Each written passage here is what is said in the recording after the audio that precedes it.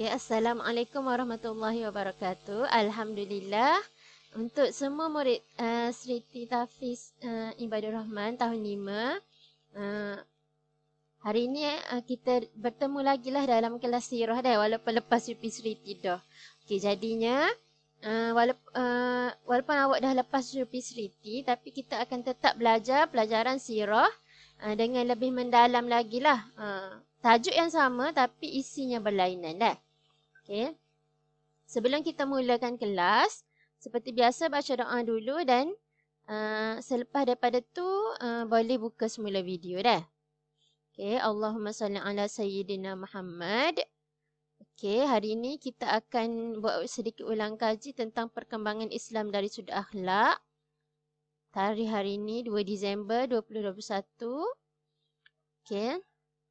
Sebelum ni, untuk pelajaran lepas, kita belajar tentang pengenalan akhlak dan juga konsep akhlak di dalam Islam. Perkembangan Islam dari sudut akhlak, iaitu akhlak jahiliyah dan juga perbezaan Islam dan akhlak Islam dan akhlak jahiliyah.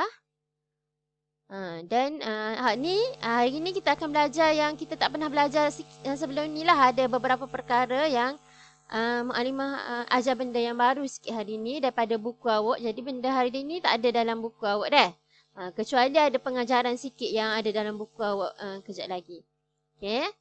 Pertamanya maksud akhlak itu sendiri daripada Imam Al-Ghazali ialah sifat yang tertanam dalam jiwa yang daripadanya timbul perbuatan yang mudah tanpa memerlukan pertimbangan terlebih dahulu. Jadi akhlak ni seperti kita tahu ada akhlak terpuji atau akhlak mahmudah dan akhlak tercela iaitu akhlak mazmumah dah.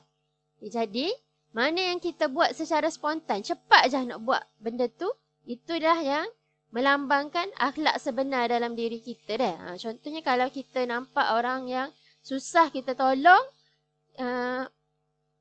tu tandanya akhlak kita baik lah.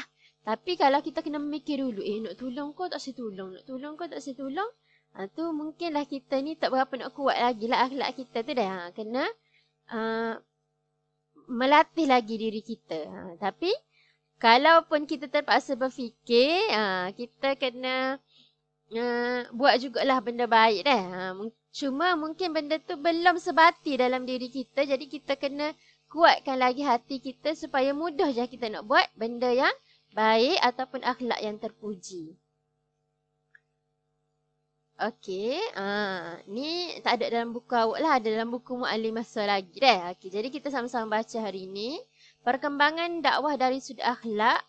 Tujuan Rasulullah sallallahu alaihi wasallam diutuskan adalah untuk membentuk dan menyempurnakan akhlak manusia. Firman Allah Subhanahu wa taala, A'udzu billahi minasyaitonir rajim. Wa innaka la'ala khuluqin azim. Surah Al-Qalam ayat 4. Maksudnya, sesungguhnya kamu Muhammad berbudi pekerti yang agung. Rasulullah sallallahu alaihi wasallam berjaya mengembangkan Islam dengan akhlak yang lahir dari hati seperti ikhlas, amanah dan juga dermawan. Suka memberi, suka bersedekah kepada orang lain, pemurah. Okey. Maksudnya akhlak Rasulullah ni agung. Dia semuanya baik lah kan. Kalau kita tengok bukan semua orang yang boleh memiliki akhlak-akhlak yang agung ni. Macam Mu'alimah tadi lah, akhlak ni benda yang mudah je. Kalau kita orang buat kita apa-apa, maksudnya kita mudah untuk buat benda-benda akhlak terpuji tu. Yang tu lah baru dinamakan akhlak dah. Okay, akhlak yang diajar oleh Rasulullah sallallahu alaihi wasallam berpusat kepada 3 perkara. Yang pertama dari sudut tenaga. Tenaga badan kita ni, okay, tenaga kita ni iaitu tolong menolong, gotong royong, buat kerja sama-sama kan. Contohnya menggali parit masa perang Khandak semua tu kan. Kerja sukarela. Kerja sukarela. Masa hak Nabi dulu dia ajar. Pertamanya akhlak dari sudut tenaga lah. Kita sumbangkan tenaga kita dah. Yang kedua, Percakapan. Percakapan yang bersopan santun, teliti, maksudnya kita fikirkan orang lain lah bila nak bercakap, dan juga nasihat. Okay, sikap positif iaitu bermanis muka contohnya, bersimpati ataupun kasihan pada orang lain lah. Saling menghormati. Okay, itu antara pusat utamalah akhlak yang diajar oleh Rasulullah. Okay, akhlak masyarakat zaman jahiliah yang dalam buku lain ni lah deh. Berakhlak keji. Hidup berpuak-puak. Ikut puak-puak dia je. Yang kuat berkuasa. Yang lemah ditindas. Tidak bermoral. Tidak bermoral maksudnya kalau mungkin binatang tengok pun dia terkejut akhlak manusia gitu deh. Okay. Taksub dengan kaum masing-masing. Okay. Kalau waris-waris dia buat baiklah. Kalau orang yang dia tak kenal, yang bukan bersaudara dengan dia buat tak tahu je dah. Okay. Akhlak mulia Rasulullah. Contoh kat sini dia tunjuk akhlak berkeluarga. Rasulullah berlemah lembut kepada keluarga dengan memberi keadilan. Bersabar dalam mendidik dan memberi nasihat dengan hikmah. Hikmah ni bijaksana lah. Sesuai dengan orang yang kita bagi nasihat. Baginda menunjukkan contoh tauladan yang baik dalam semua aspek seperti Rasulullah menjahit baju dan lain-lain lah. Firman Allah Subhanahu Wa Taala, A'udzubillahi minasyaitonirrajim. Ya ayyuhallazina amanu qu anfusakum wa ahlikum nara. Surah At-Tahrim ayat 6. Maksudnya, wahai orang-orang yang beriman, peliharalah dirimu dan ahli keluarga kamu daripada api neraka. Okay, kat sini Rasulullah menunjukkan akhlak berkeluarga tu. Rasulullah bukan setakat bagi benda dunia kepada keluarga, tapi juga mendidik keluarga supaya semuanya jauh daripada api neraka. Okay, baginda insan pemaaf. Baginda insan pemaaf. Insan pemaaf ni dia besar sangat dah. Bukan semua orang bukan senang untuk kita memaafkan orang lain. Terutamanya macam kalau Nabi ni macam-macam orang buat dia sangat teruk dah. Rasulullah mempunyai sifat pemaaf yang tiada tolok bandingnya. Tak boleh nak banding dengan manusia lain dah. Ramai musuh Islam beriman kepada Allah setelah melihat sifat pemaaf baginda. Baginda tetap memaafkan penduduk Taif walaupun baginda dilontar dengan batu dan najis unta sehingga berdarah. Kalau belajar sirah lagi, ada peristiwa dekat Taif ni yang dia suruh anak-anak dia ni semua lontar batu dan juga najis kepada Nabi sampai berdarah-darah kaki Nabi dah.